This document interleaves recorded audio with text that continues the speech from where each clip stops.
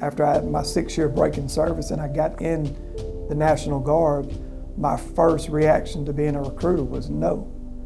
You're an E4 recruiter, an E5 recruiter, just getting into the position. You're in a lonely city and it's a ghost town, but you're on a mission of 15, 16, 20, and you sit at your desk your first week, your first month and say, now what? Coming from being a production recruiter, we know very limited information about what marketing actually does. As a recruiter, sometimes you don't always get the training you need to be successful because you don't really know. You know, you get some sales training when you're in SQI4, and then you go back to your state and sometimes you're all by yourself. I knew it would be a challenge, but it was one I wanted to take on. I knew it was something that I could do, that I could be good at and successful at, and it would challenge me every step of the way. I knew nothing about it, honestly. I just knew that they pushed out products for us. Some of them we loved, some of them we hated, and they organized our state meeting. That's pretty much what I knew, the extent of what marketing actually did. But there wasn't, when I had joined, there wasn't a lot of marketing that I saw. Now that I'm in a marketing NCO position, I'm in that position to provide that support for 55 other recruiters. I'm in that position where when people voice their opinions to me, I want to develop them into realities. I thought, you know, that might be a cool job. You get to get off the street a little bit. You get to maybe go up and design some things and push some things out to the field that they might like. The biggest thing for me is when I get up in the morning and I actually go to work, I want to make a difference to the recruiters that are out there.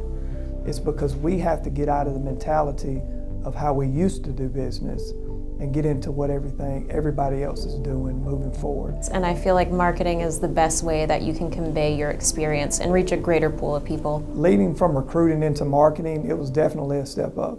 But now I'm responsible for every recruiter in the state. I'm responsible for every staff member in the state. A lot of the time I'm out trying to help recruiters at their events and trying to teach them different techniques on how to engage their target audience. I feel like being a marketing NCO is a prestigious position. I went through 9 years of recruiting. That's 9 years of me saying, man, I wish I had these tools. I wish I had these tools. So when I went to marketing school and started making some connections, I could just pick up the phone and call somebody from another state and say, hey, I don't know how to fill out an SF1. It's really useful to be able to look across your state lines, people in your rack, other marketing NCOs who are going through the same struggles, who may have bridged a gap that you're trying to bridge. I learned that there was a huge network of what I consider now to be brothers and sisters in marketing. When I got into marketing, I didn't realize the camaraderie that I would have nationwide if I had an issue or I had a question immediately from day one, because that was the only way I could survive. It really was just a big family, and everybody kind of took me under their wing, taught me best practices. I mean, we share emails all the time. And you may be able to share some things that you don't think you know that you actually know more about than they do. Between California and Vermont, I've got a marketing NCO there that I can pick up the phone anytime and help me with the problem. If I didn't have those brothers and sisters to reach out to, someone that I could call immediately, I would have failed.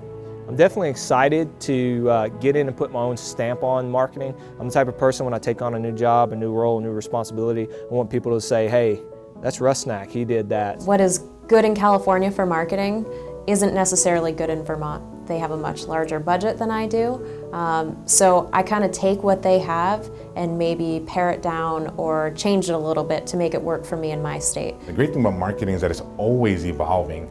Everything changes in marketing on a month-to-month, year-to-year basis, and it's exciting. And then another part of my job is going around and talking to vendors and making those relationships. I'm that guy that's in there telling you every morning, you're gonna make a difference today, you're gonna change somebody's life.